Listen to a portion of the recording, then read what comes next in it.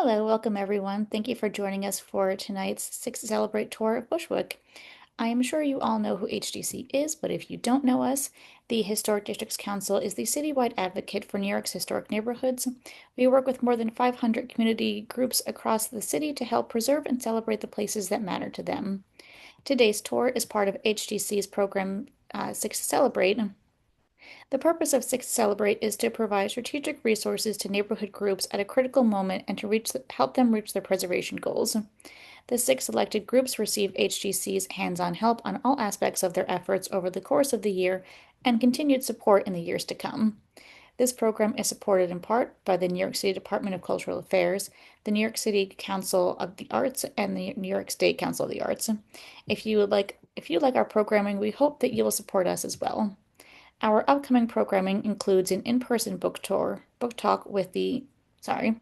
Our upcoming programming includes an in-person book talk about the history of Queens, an in-person talk tour.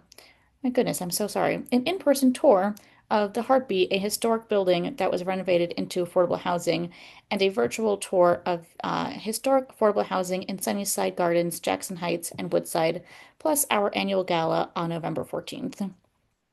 Information about all of our upcoming programming can be found on our website, hdc.org. And if you have any questions about anything, you can contact me at marbulu@hdc.org. Now I will hand it over to Suzanne Spellen to lead tonight's tour. Thank you. Hi, Michelle. Thank you. And hello, everyone. Some of you I know, some of you I don't, but welcome. And I hope you enjoy this tour. When I was asked to do this, I said, okay, I don't want to do just the Bushwick Avenue tour again. I wanted to add some things that you might not have seen. Of course, if you're from Bushwick, you know all about this stuff, but actually I didn't. So I learned an awful lot about Bushwick while putting this virtual tour together. As I'm sure you know, Bushwick, his original Dutch name was Boswick, and Peter Stuyvesant gave that name in 1660. And Bushwick was part of, or Boswick was actually Williamsburg and Bushwick together. And then Williamsburg broke off as a separate city. Now, Bushwick was rural for up until around the 1850s, and then it started to develop more urbanly. So around 1848, thousands of Germans started to come into the United States. They were fleeing a civil war in all the different German states. And they ended up here in New York, in Manhattan on the Upper East Side, in Texas and Ohio, and various other places. So their settlement in Bushwick really shaped a lot of the physical fabric of the neighborhood. And in the 1880s, a lot of transportation began coming to Bushwick, and that also helped move the neighborhood forward as far as building homes and people coming in and everything else. So by the beginning of the 20th century, you had, by the beginning of the 20th century, you had Germans and Austrians, you had Irish, and you started to have a lot of Italian immigrants and Italian Americans up until the 1980s. So this is Bushwick, all outlined in black, and these are the tour stops. Don't be afraid, this isn't going to take all night. I pop in and out a lot here, but I wanted to highlight not only some of the things that are on Bushwick Avenue, but places that are off the beaten track, as it were.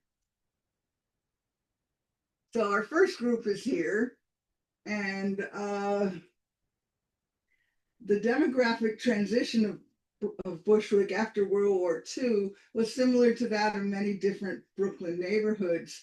And in 1960, the neighborhood was 90% white, but by 1970, it was less than 40% white. And during this transition, a lot of white collar workers were moving out to the suburbs or moving else to other neighborhoods, and they were replaced by Puerto Ricans, African Americans, other Hispanic nations, and just filled the neighborhood up with an entirely new population. So the buildings that we're going to show first are mostly, well, they're all from what we would call old Brooklyn, the German, mostly the German part of the architectural fabric.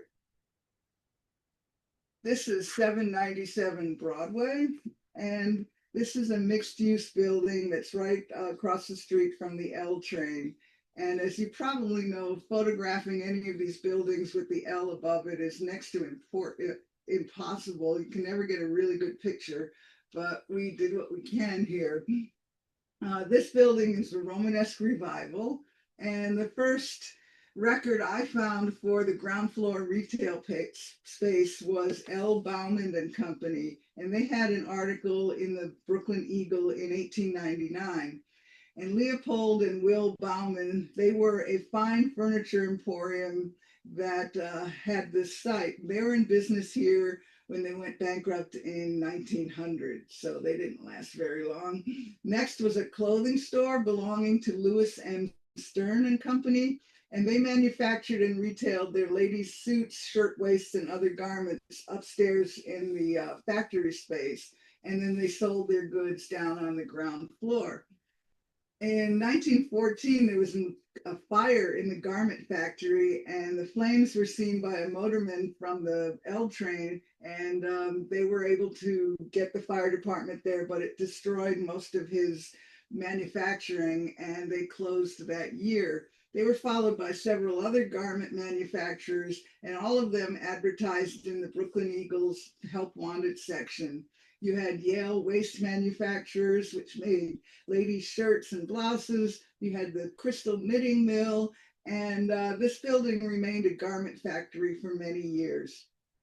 By the 1950s, the second floor became the Bedford Furniture Showroom, and in 1968, the Bedford American Consumer Products Company sold the building. Here's another older building on the outskirts of Williamsburg and Bushwick. This was the Blade building at 792 Flushing Avenue.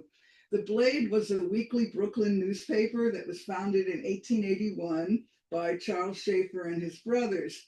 And in 1884, Henry Reed Stiles, who was the famous Brooklyn historian, he called the Blade a, quote, spicy little 4-page 1-cent paper published for weekly.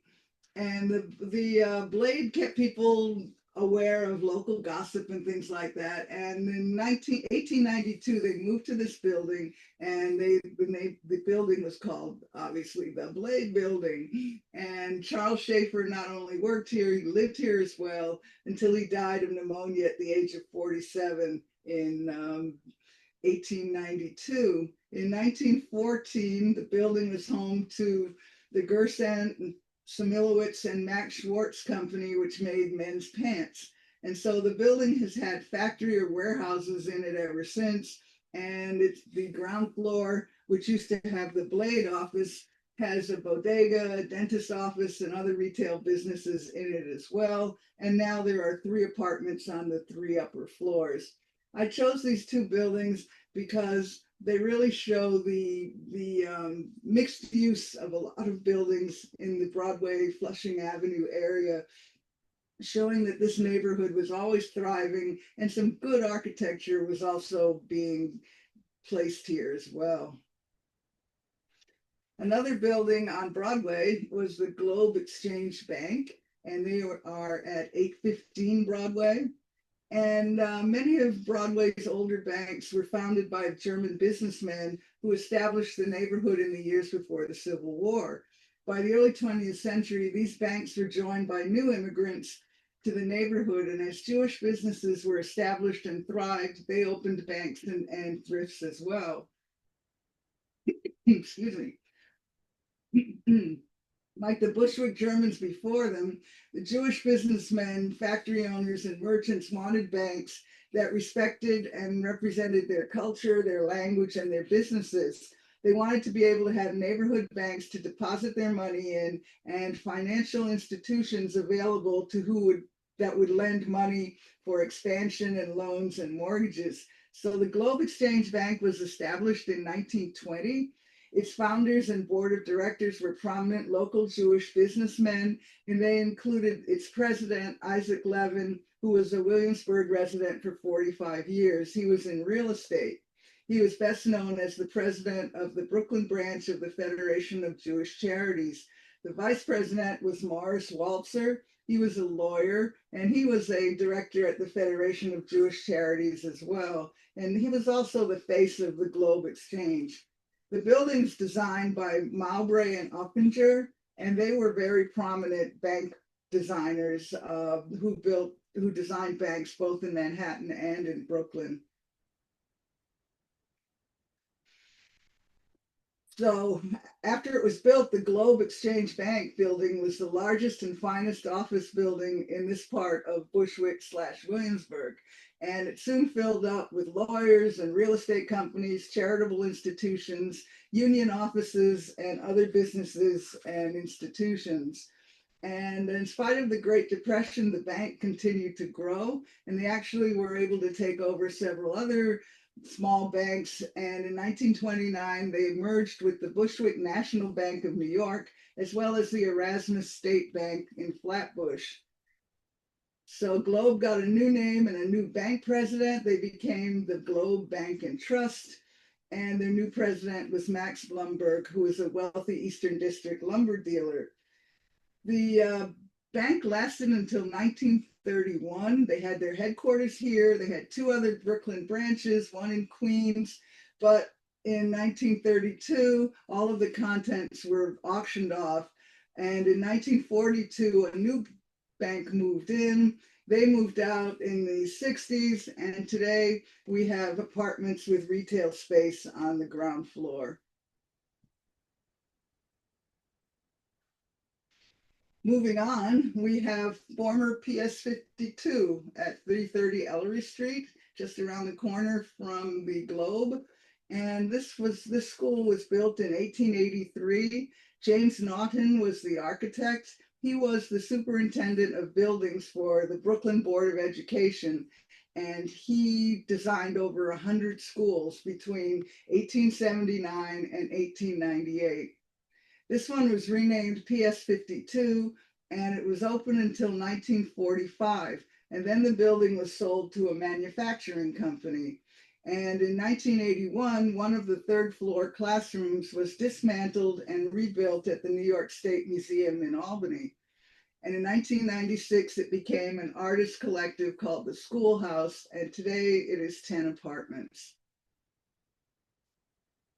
And here's a familiar one, the William Ulmer Brewery Complex. William Ulmer was a German immigrant, and his brewery was on the corner of Belvedere and Beaver Streets.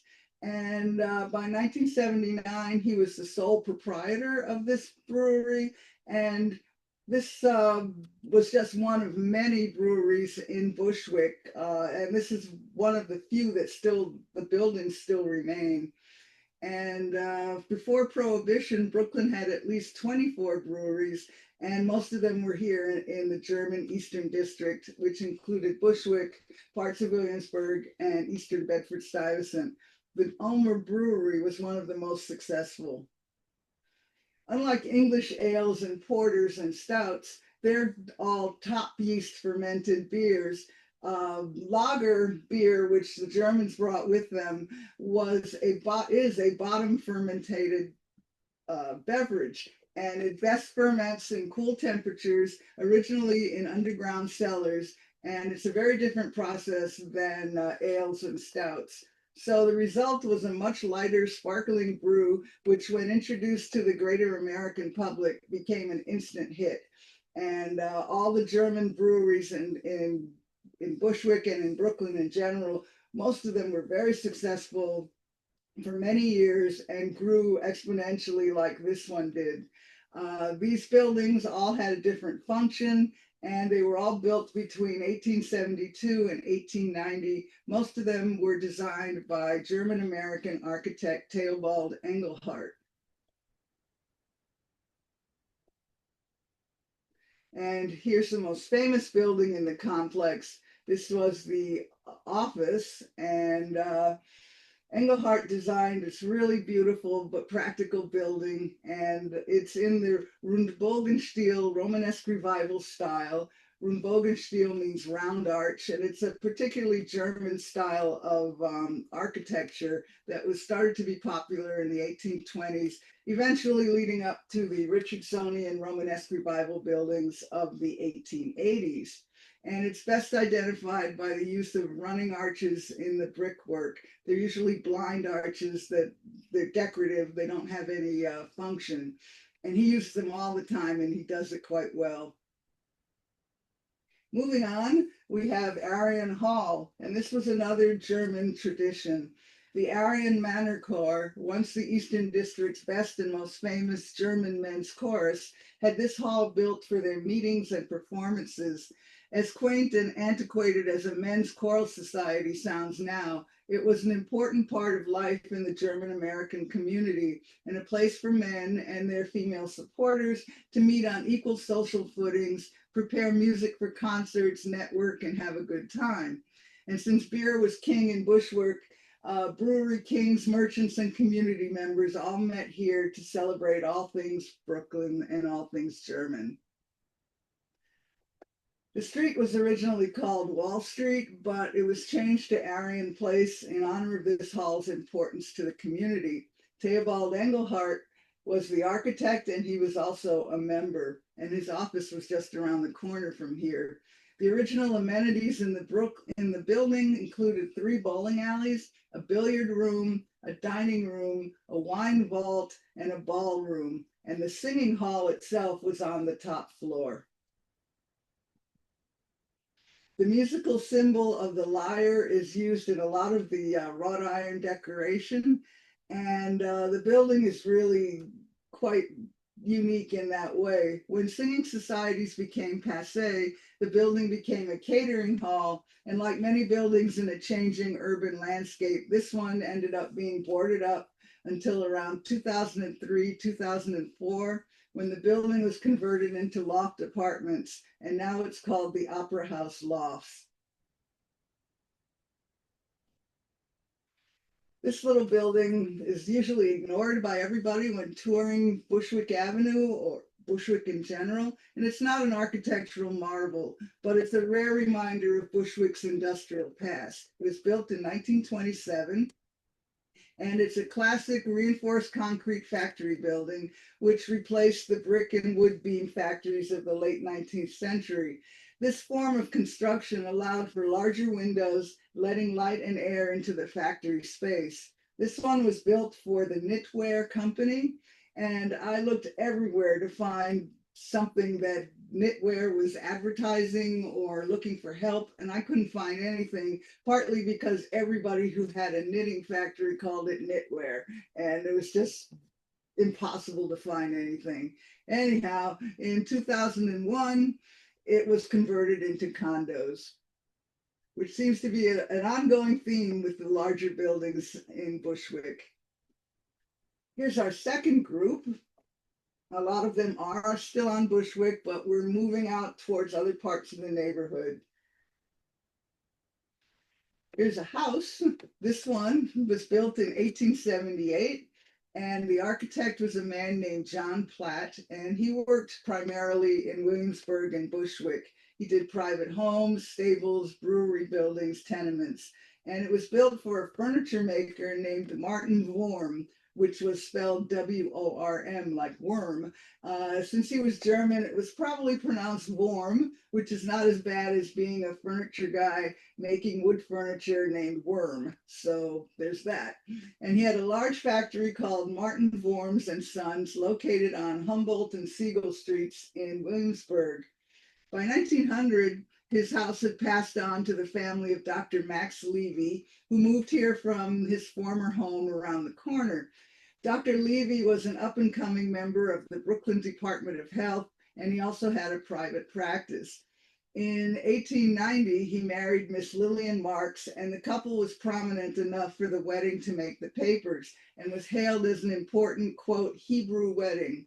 Not all of his appearances in the papers were as good news, unfortunately. Soon after his wedding, he was very publicly sued by Solomon Levine, a cutter in a large garment factory, who claimed to have been the matchmaker who introduced the couple. He said he had been promised $100, but he hadn't gotten paid. And Dr. Levy said there was no agreement, but offered to pay $15. And the man refused, and it went before a judge, and it was dropped. So this house used to have a carriage house on Sidham Street behind it. And by 1904, the unused carriage house had become a playhouse for their youngest son, Milton Levy, who was 8 years old at the time. And there were actually two children's playhouses on the block, excuse me, both run by and for children. But Milton's, quote, American Opera House was quite the operation. They produced plays and vaudeville shows, which cost 3 cents for admission. Milton was the manager, and he was also an actor. The Sidham Theater, the other children's theater down the street, put on plays and included girls, but the American Opera House did not have girls. We want comedians, young Milton told the Brooklyn Eagle in 1904. He grew up to become a lawyer, and the house stayed in the family well into the 1940s. By the 1950s, the house had been painted white, but was still in pretty good shape. A 1958 photos show that there used to be a side porch, and the carriage house is long gone. And in recent years, the house was stripped of paint and returned to its original brick facade with its two-tone stone trim, again, an attractive feature of the house and quite unlike anything else on this particular block. Okay, Bushwick, like most Brooklyn neighborhoods, had a lot of theaters because theaters were the entertainment of the day before television and radio, and everyone went to some kind of theater if they could. The DeKalb Theater opened on December 18th, 1911, with 2,500 seats, and the architects were Hard and Short.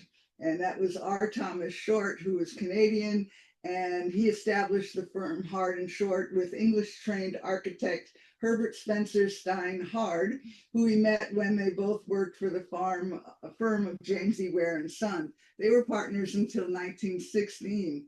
And over the course of their career, they designed all kinds of eclectic buildings, among which were the Kismet Temple in Bedford-Stuyvesant, the Alwyn Court Apartments on West 58th Street in Manhattan, and the 23rd Precinct House, which is a fortress of a police station for Manhattan's Tenderloin District on West 30th Street between 6th and 7th Avenue. Short also designed several theaters in Brooklyn, and for a long time he lived in Bedford-Stuyvesant. The theater had a 40-foot wide proscenium and a 40-foot deep stage. There were 22 dressing rooms. It was closed in July 1913 for alterations, and it was reopened by the Schubert brothers and presented plays directly from the Broadway theaters. In 1915, it was taken over by Lowe's and was renamed Lowe's DeKalb Theater, presenting vaudeville and movies.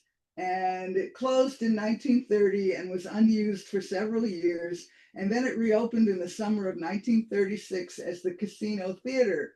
And now it was closed again by the city in 1937 after it had its license denied. Today, it's the Collaborative High School for Public Service. And for adaptive reuse, I think this one is a pretty fine example. Moving on, we have the Brooklyn Public Library, the DeKalb branch. And this is one of the Carnegie libraries, one of 21 that were allocated to Brooklyn. The Carnegie philosophy was that people should self-educate themselves, and therefore all of their libraries have big, broad stairs leading to the door, and you have a big open circulation desk and open stacks. Many libraries at this time, you had to present a call slip to a librarian at the desk, and they would go get your book and give it to you. This way, with an open stack, anyone could wander around and find whatever they might want to be interested in. And I know as a person going into a library, I usually find 6 other things that I wasn't even looking for, and that's what Carnegie wanted. This was one of the first Carnegie libraries in Brooklyn, and the Carnegie money was given to the Brooklyn Public Library's Architect Commission for the Brooklyn Public Library. William Tubby was on the commission. He's the architect of this building, and all five of the commissioners awarded themselves buildings for Carnegie Library in Brooklyn.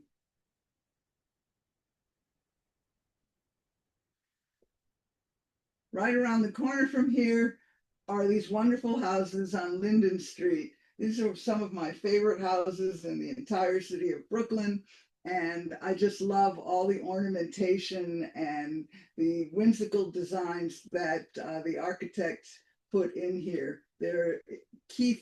Frank Keith Irving was the architect, and he has quite a unique story of his own.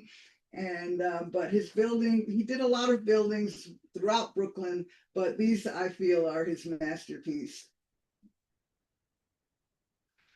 In 1889, Frank Irving was arrested for fraud for taking money under false pretenses for a fictitious project.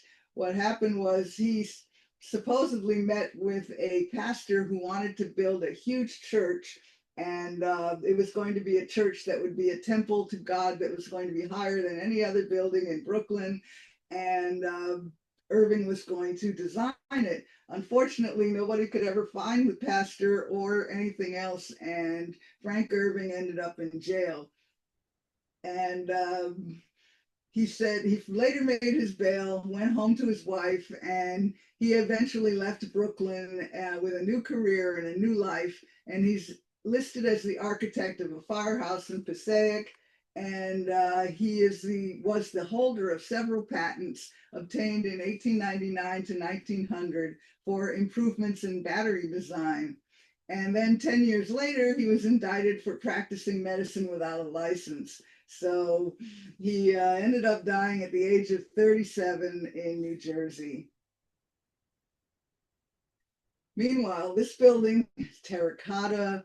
It's got ironwork, stained glass, everything that is the Victorian Queen Anne exuberant type of architecture. And this particular cornice, I just think is wonderful. I've never seen anything like it anywhere else in the city, along with all that gorgeous terracotta ornamentation all over these buildings.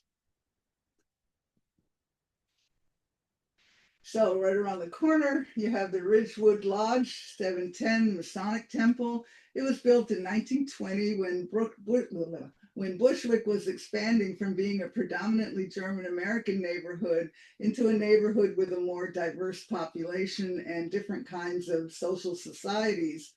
This building is the only Beaux-Arts style building on Bushwick Avenue, and it was designed by the firm of Koch and Wagner. And their familiar name in 20th century Brooklyn architecture, best known for banks and commercial buildings. Both Koch and Wagner were Brooklynites. They both graduated from Pratt, and they remained in business until 1951. This building was a perfect new home for Lodge 710. It was a combination of three other lodges, and it's got classic Beaux-Arts limestone first story with the columns and arched windows, and it's in great shape. And until recently, it was used as an event space, and now it is housing. Moving down Bushwick, we've got 1138 Gates Avenue on the Bushwick and Gates, and this was the home of the Turnverein, which also known as the Turners. And this was a German club. In 1811, a German gymnasium instructor named Friedrich Ludwig Hahn, he was disgusted with his country's losses to Napoleon, and he came to the conclusion that part of the loss was due to the lack of physical conditioning of the average German soldier. And he came up with an elaborate regimen of strength training through gymnastics, and he called his program Turnverein, from the German word Touren, meaning to perform gymnastic exercises, and Verein, the word for club. And he's considered to be the father of modern gymnastics and was the inventor of the balance beam, the horizontal and parallel bars, as well as the vaulting horse. The Turnverein came to America with the German immigrants, And in addition to being a fitness club, it was also a cultural sanctuary, which preserved German customs, language, and celebrations. And they also encouraged a new full life in America and sponsored English language and citizenship classes. By the outbreak of the Civil War in 1861, the Turners, as they were now called, had firmly established themselves in America. They were fiercely patriotic and scornful of slavery and generally supportive of the Republican Party. They made up a portion of Abraham Lincoln's bodyguard during his inauguration, and the New York 20th Regiment, the Turner Rifles, was made up entirely of Turners. This building is quite unique because they bought this mansion in the middle and they added additions on both sides of it. And now the mansion and the addition on the right side is gone, and that only leaves the one on the left, which kind of looks quite strange if you come upon it on the street, and is now part of a church. Our next group, here's where we really get away from Bushwick Avenue, and we're going to see a whole lot of schools. This is PS 123, and this was built in 1903, and it's a Snyder school. CVJ Snyder was the school architect for the entire city of New York. And over the course of his career, he designed hundreds and hundreds of schools, elementary schools, middle schools, high schools, special high schools, all kinds of buildings for the school system. He was an innovator par excellence. He realized that these schools were being built because of the increase of children from all of the immigrants coming in from all over the place, and that they were going to become the new Americans of the future, and they should have an education and a school that really encouraged all new citizenship and pride. So this school is now a STEAM school, and STEAM education is a pedagogical approach that integrates science, technology, engineering, arts, and mathematics. Unlike STEM, it's almost the same as STEM, except it has arts in it. And it's an interdisciplinary method that teaches learning that's going to prepare them to be adaptable and skilled innovators in the future. Public School 123, excuse me, has been around quite since 1903. And in 1905, I found this picture of them having a Arbor Day exercise outside of the school. This was the Imperial Theater. It opened in 1914, and it was designed by Eric Olof Holmgren, and he was a Swedish-American architect. And he worked from around 1896 until he died in 1951. He had a successful practice designing homes and theaters and churches throughout Brooklyn, and many of his projects were in conjunction with the Swedish and Scandinavian communities. His best-known buildings include two apartment buildings in Sunset Park, built for the Finnish housing cooperative Alku Toinen. And this particular theater was a motion picture palace with an open air roof, and that was a huge automatic skylight that opened up the entire roof and had fans that pumped cooler air into the theater. This was before air conditioning. This was never a vaudeville house. This was always a movie house. And it closed in 1940 and then became a knitting factory. And later it became a storage facility for a mail order shipping company. And in 2016, it was remodeled and it opened as a wine store. And by 2018, it had a bar and a bike shop. Then it was empty again. And today it's back in use with multiple stores in it. More great adaptive reuse. This is PS 116, the Elizabeth Farrell School. This is a landmark. There are several landmarks on this tour. They're all individual landmarks scattered here, there, and everywhere. Brooklyn, as you know, only has one very small historic district, and that's the Linden Street houses. But there are about 5 or 6 other individual landmarks throughout Bushwick, and this is one of them. This was a James Naughton school, like the one way back in the beginning. It was built in 1897 and finished in 1899 after Naughton had died. He died in 1898. And its style is a late Romanesque revival, and it was built to serve the growing population that was spreading eastward towards Queens in that period of urban growth at the end of the 1800s. This school is much simpler in design than many of Naughton's schools. It doesn't have the dormers and the elaborate roof lines and the ornamentation that a lot of his schools have. If you're familiar with Boys High School in Bedford-Stuyvesant,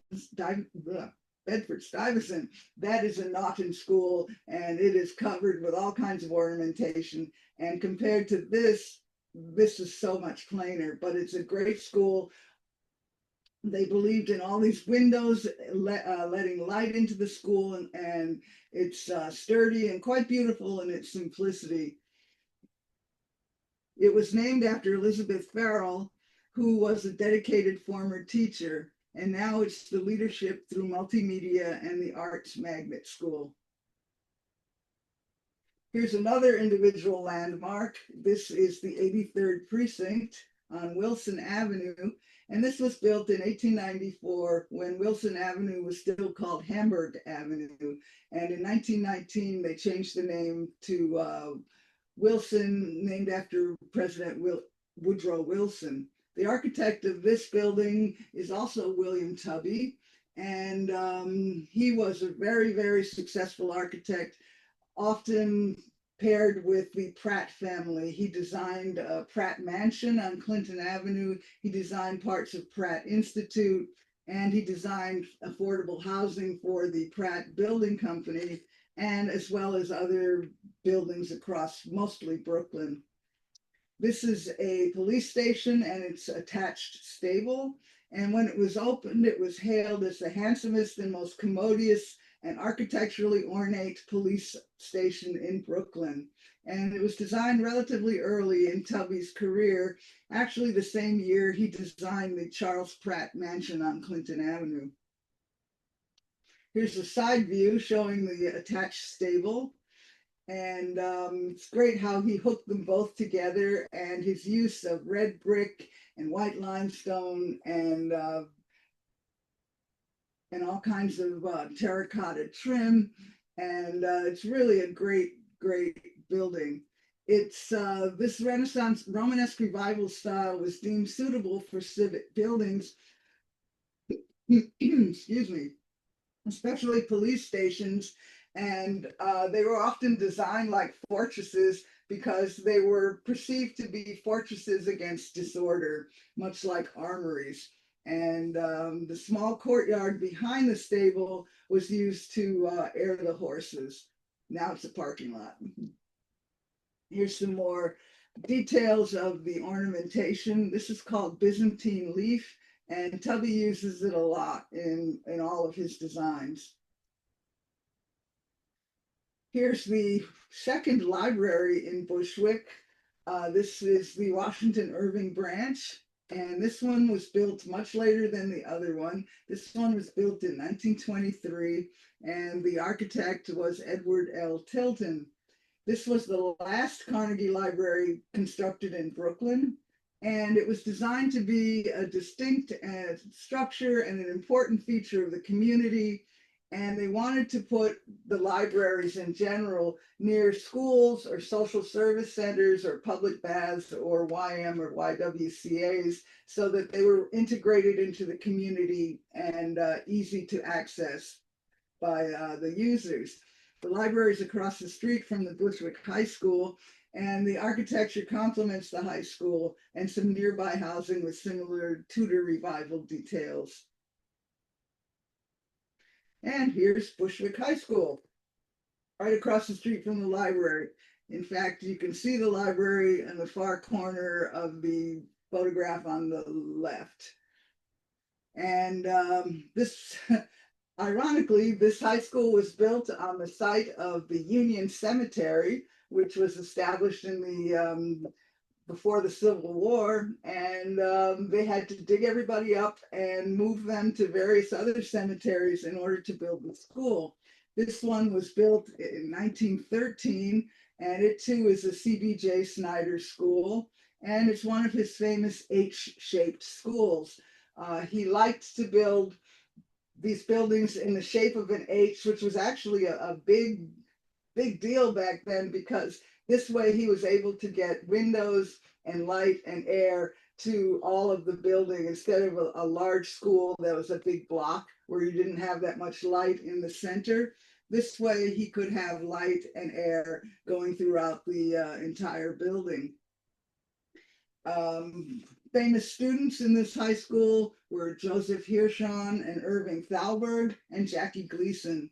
Also, Amanda Serrano, who is the world champion female featherweight boxing champion.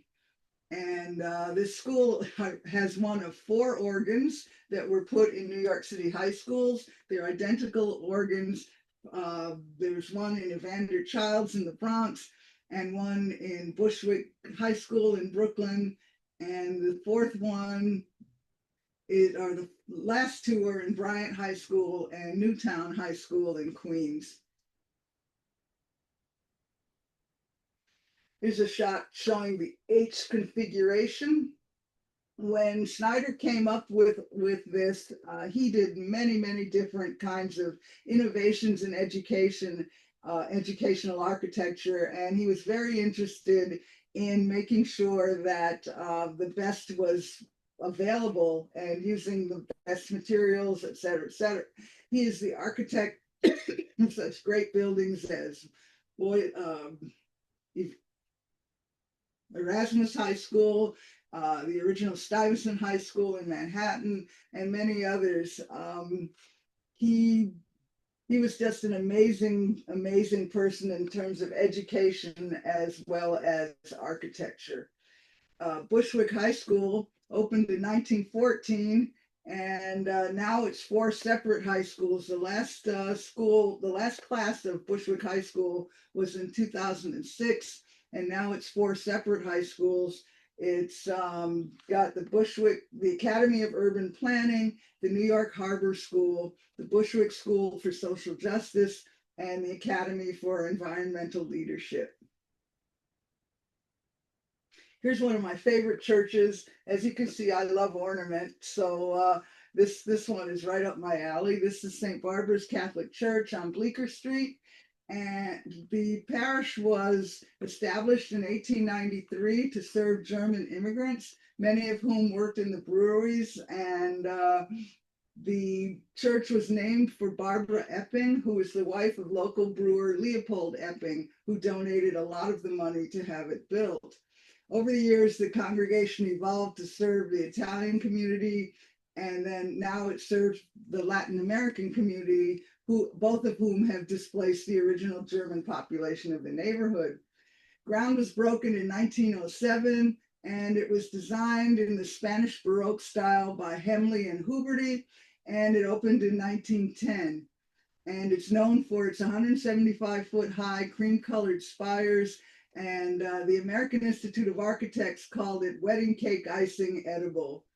And the elaborate exterior includes beautiful dome, and inside you've got the statuary and carving and frescoes and more than 25 stained glass windows. Frank Hemley was an important architect in Brooklyn. He is responsible for the Boathouse in Prospect Park, the St. Gregory the Great Catholic Church in Crown Heights, the Bossert Hotel, downtown Brooklyn, and many others. And again, more wedding cake frothery. The church really stands out in the neighborhood. I mean, not only rising higher than most of the other buildings, but it's just like a little piece of Spain in the middle of Bushwick. Here's another church, very, very different. This was built for German-speaking Reformed, for the German-speaking Reformed Church of Jesus. And the church would eventually relocate to Queens when the neighborhood's demographics changed. In 1930, the church was called the Hoople Church of the Nazarene in honor of William Howard Hoople, who was one of the founders of the American Holiness Movement and the Church of the Nazarene denomination. And he lived and worked mostly in Brooklyn. The church stayed there until the 1930s, and then it became various different denominations over the years. And most recently, it's the Spanish speaking Church of God. And there are cornerstones and plaques in German on the building and modern signage in Spanish, which is just an amazing melting pot of cultures. Here we have yet another school. And there are a lot of schools in Bushwick, and this was indicative of the huge amount of population growth that happened at the turn of the century. And this school is probably a Naughton school. I couldn't find out for sure, but it was built in 1898 or by 1898. It shows up on the 1898 map of this area. And so that really puts it in Naughton's camp because Snyder didn't take over until after 1898 and after the consolidation of Brooklyn into the New York City school system. Anyhow, this has a lot of Naughton highlights, such as the dormers and different shapes and chimneys and whatnot. So I'm pretty sure it was probably a Naughton school. And it's a Naughton Romanesque Revival building with the rounded arches. It's another huge school. This is the side view. And this is just like thousands of kids going to school in all these different schools in Bushwick. I also wanted to show some of the other housing. It's not landmarked or especially significant, but I think a lot of people don't realize all the different kinds of architecture, residential architecture that is in Greater Bushwick. And this is on Cornelia Street between Wilson and Knickerbocker. You've got the 1940s tax photo with the wonderful shades. It's great that everybody's got them. And then the modern picture from Google Street Maps of what the block looks like today. Another block, Jefferson between Wilson and Knickerbocker. Again, these great shades and what the block looks like today. These are really beautiful houses. In the same neighborhood, we've got St. Martin of Tours Catholic Church. This one was founded in 1906, and the church, there was a portable church here before this was built. It was unique in that it was bolted together and they could move it around and have services, but soon their congregation outgrew it. And this building was built in 1914. The architect was John Bagley Day, a Manhattan architect, and it was finished in 1915. It's made of Indiana limestone on a granite base with a Mediterranean tile roof, and it's in the shape of a Roman basilica. The price for this church was around $100,000 to build. And here's the side view. And another school. This one was a CBJ Snyder school. It was built in 1906 and it's an elementary school. And in 1926, this school made the newspapers because there was a big push to move the youngest kids out. It's an elementary school. And they wanted to push the youngest kids out and make them walk down to PS 106, which I showed before. And there was a lot of neighborhood pushback of having little kids having to walk even further and cross dangerous, busy streets. They went to the courts, there were petitions, and eventually, of course, the people lost and they moved the kids. And they did it because of overcrowding. All of these schools that I've shown you were vastly overcrowded, and they kept having to move kids around to different schools to make sure that there were enough classrooms. This building was abandoned for a while in 1958, but it's back online.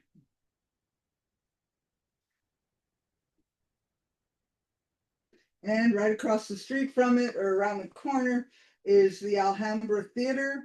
This was originally a vaudeville theater, and it opened on New Year's Eve in 1914 and was designed by Arthur C. Carlson of Carlson and Wiseman. They were also big theater designers in Brooklyn. It seated 1,500 people.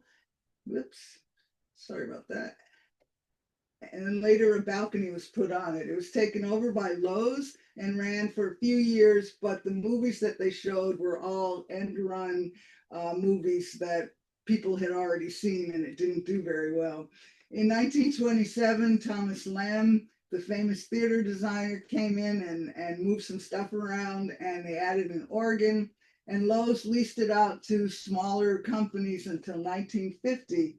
It stayed empty for a few years, and then it was converted into a supermarket in 1959. More recently, it became a daycare center for many years, and the picture on the bottom right is from when it was a daycare center.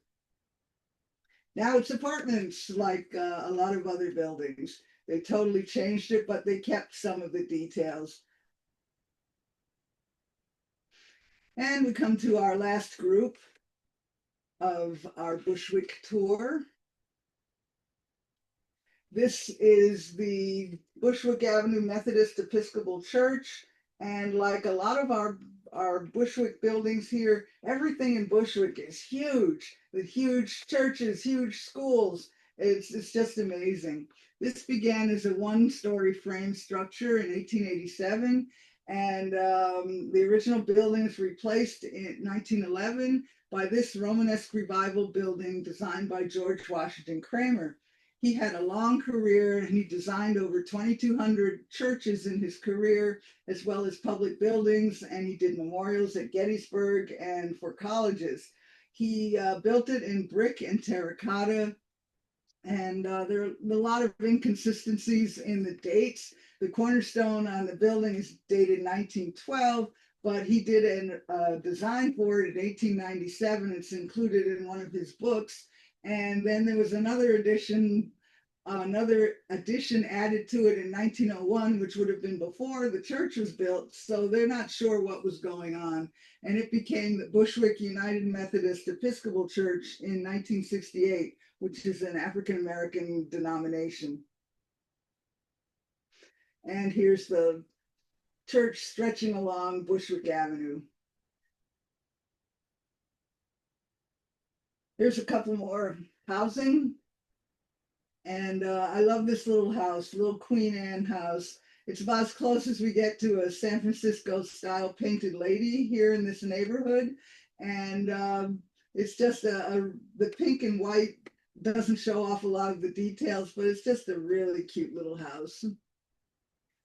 And across the street from it, this is one of the largest lots around. It's 100 by 100, and it's got this huge 40 by 50-foot house, and then it's got a barn-like carriage house in the rear. And it was built for a man named John Wells, and he owned the home around 1899 when he threw a party here for his brother-in-law, who was a decorated soldier in the Spanish-American War. He was quite a character. He was a successful brewer and businessman, and his name appeared often in the Brooklyn Eagle. And he was also a very active marksman, sportsman, and hunter, and a member of the Swabian Zangerbund, which was a German singing and social club. He also got sued a lot. I found references to at least 10 cases in 20 years. And he was also a board member of the People's Bank in Bushwick and co-owner of a couple of breweries and an ice company. I don't know how long he lived here, but the house remained in pretty good condition as far as original details. Hopefully they're under some of the siding. And it's still amazing that no one has purchased this and torn it down and made a giant steel condo building out of it. So long may it stand. And yet more lovely little two-family houses.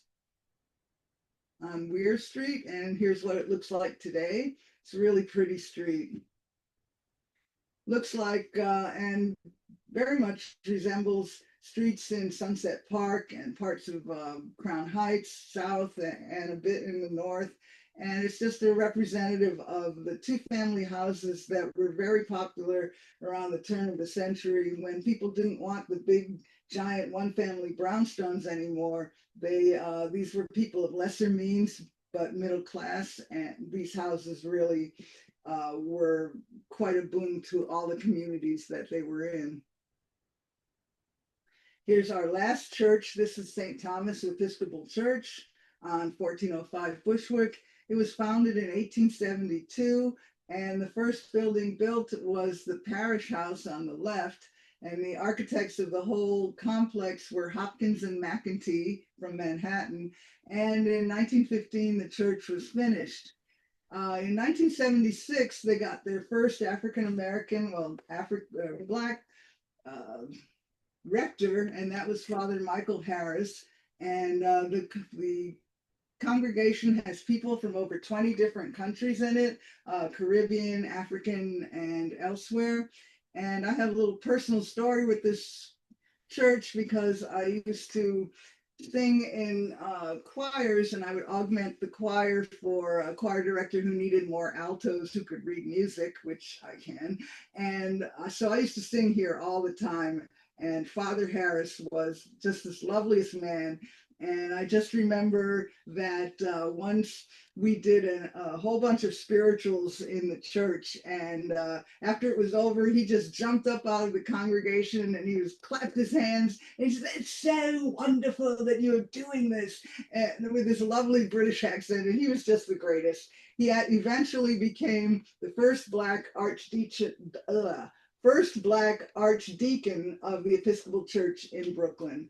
And so I have wonderful, fond memories of this church. And here we have some more housing, and I wanted to find some wood frame housing, and which most of Bushwick was at one point or another. Now a lot of it got destroyed in the 70s and afterwards, but there's still lots of blocks of wood framed housing, and a lot of it has, the sidings, and they took the cornices off, et cetera, et cetera. But this block still has some of the detail. What I find interesting is the house on the far left has that arched window, and you can see on the modern day picture sort of the shadow of where that arched window still is underneath the siding. Okay, this is our last stop on our tour, and that's the Cemetery of the Evergreens. And Greenwood Cemetery in Brooklyn was opened in 1838, and a lot more of these park cemeteries soon followed. The Cemetery of the Evergreens was established here on the Brooklyn-Queens border in 1849. And nearby Cypress Hills Cemetery, which is actually more in Queens, was established in 1848. And they were established as non-sectarian cemeteries, which meant they accepted people of all faiths and persuasions. The reason that all of these cemeteries are in this general location is because of a law that was passed in New York City and in Brooklyn that you had to disinter all of the city cemeteries and move everybody outside of town, basically. And eventually, Brooklyn and Queens grew up around these cemeteries, and that's why they're where they are. Brooklyn and Queens have 17 cemeteries, which include Evergreens, which straddles both neighborhoods. So with all the dead coming to rest, you had a lot of planning that was needed to make them efficient and beautiful. And two of the greatest landscape architects of the day had their hand in designing the Cemetery of the Evergreens. You had Andrew Jackson Dowling and Alexander Jackson Davis. And Dowling is known as the father of American landscape architecture. He was a prolific landscape designer, horticulturist, and writer. And he was originally from Newburgh, New York. And he wrote extensively on landscaping and horticulture and was a prominent advocate for the Gothic revival style. It's easy to get him confused with Alexander Jackson Davis because the names are so similar, but Dowling was mainly a horticulturist, although he did on occasion dabble in architecture.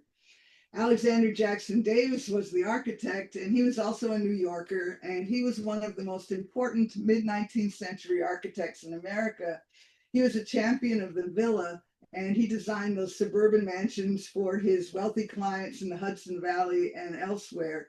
He's best known for Lyndhurst, a Gothic revival masterpiece that was later home of financier Jay Gould, and he was the architect of the Litchfield Mansion, which is now a part of Prospect Park. So the, this chapel was designed by Davis, and after he designed the chapel, he also designed the shelter that's across the road from it, and this was called the Summer House, and it was designed to be a gathering place for mourners. And the cemetery has all kinds of interesting mausoleums and monuments. And today we regard death much differently than the early Victorians. And they built these cemeteries so that you could come and visit the dead and also have a day out in the country almost. And you could bring a picnic and sit and talk to your relatives. And this was something that anyone could do, rich or poor, if they were buried in here. And they saw cemeteries and death as a just a part of life. And instead of pushing it far away the way we do today, they embraced the fact that everybody was going to go sooner or later, and they decided to make a day of it and celebrate it as much as possible. So if you look at the older and more impressive monuments here, you can see that it's very much used by wealthy German Americans. The names on the mausoleums are mostly German, and some of the largest monuments also have German inscriptions. So the cemetery is also the final resting place for some of the people in the worst tragedies in New York City's history. You've got 8 victims of the Triangle Shirtwaist Factory disaster here under a large monument. And also buried are victims of the Brooklyn Theater Fire of 1876, where over 200 people died, and 24 of those people are here. And the Cemetery of the Evergreens also has a large section of plots reserved by the New York Actors Guild. And Bill Robinson and others are buried here. Actors and entertainers were not always as highly admired as they are today. In fact, in the Middle Ages in Europe, you couldn't bury an actor in sacred ground. And so it was important to the Guild to have plots available, especially for those in the profession who are not household names, ensuring that people could rest in peace with their peers in a place where they were welcome. They're Civil War veterans. All but one are from the Union side, and this includes 2 Medal of Honor recipients. Included among the Civil War dead, you've got members of New York's 20th Regiment, which was an all-Black regiment, one of the segregated units of the United States Colored Troops that marched into war in 1864. Many are buried in the plot belonging to the Frederick Douglass GAR post, and those are veterans of the Grand Army of the Republic. The cemetery also sits on one of the highest points in Brooklyn, as you can see, and has a great view of Manhattan in one direction, and in the other direction, you can see all the way out into Jamaica Bay. So that's our tour. And I just think go big, all these big, wonderful buildings. Please explore Greater Bushwick. It's not just Bushwick Avenue, but it is Bushwick Avenue as well. And just wander around and see what a great neighborhood this is. And thanks for watching. Thank you so much. That was great. Uh, it is after 7, but does anyone have any questions? I see one. Did the new immigrant families live in apartments or houses? Both, but probably mostly apartments until they got settled and moved up the economic ladder. But I imagine some were wealthy enough anyway to move into houses.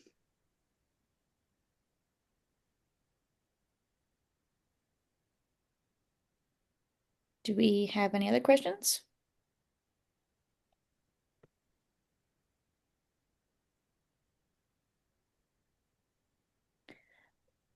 Will there be more historic districts in Bushwick? That is a great question. We are certainly working on it. Actually, Dina, who is that? Yes, Dina just said we're working on it. Yeah, Yeah, so Fingers it's crossed. fingers crossed. There are definitely properties that are meritorious. It's just a question of getting LPC to agree to designate the properties. Community support is extremely important in that regard. And so if you follow us over on Instagram, you'll be hearing more about what we're pursuing and, perhaps ways for you to get involved or lend your support because it really is important in the end that they hear from the community, that the community wants to preserve the history. Um, Someone said, I don't know if there's any information, but PS 106 has two different heights in the mid school with ramps. Never knew why. unfortunately, I have no idea. Um, Somebody, somebody, somebody, oh, go ahead. that's okay. Somebody asked if we could get, Yeah, that's what I was gonna say. yeah, if we could get a copy of the recorded presentation. Absolutely. So this will be up on HGC's YouTube channel for free viewing, along with many of our other tours, many other fantastic tours by Suzanne, Brooklyn tours, and also all of our preservation school classes. So just go check out, it should be posted by the end of the week, HGC's YouTube channel. And a special shout out to Joe. How are you, Joe?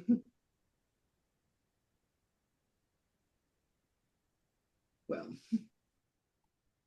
Maybe his mic is turned off. yeah. We also have fantastic tours with Joe.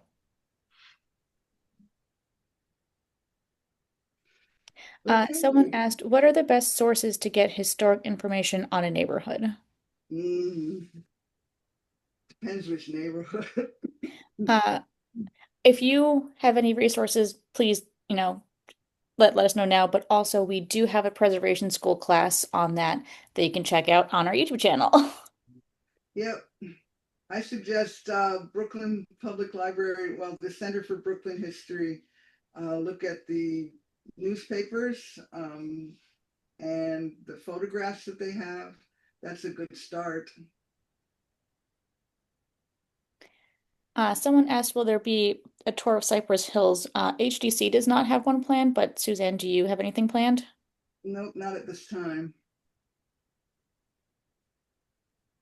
I know Joe used to give one, but that's nothing current.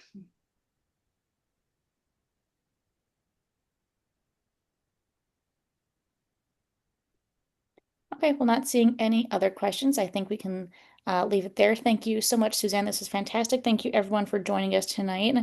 Uh, Everyone, Thank yes, is you. saying thank you. Excellent tour. And yes, hopefully we will see you all soon at a future HGC event. Have a good night. Thank you all so much. Good night.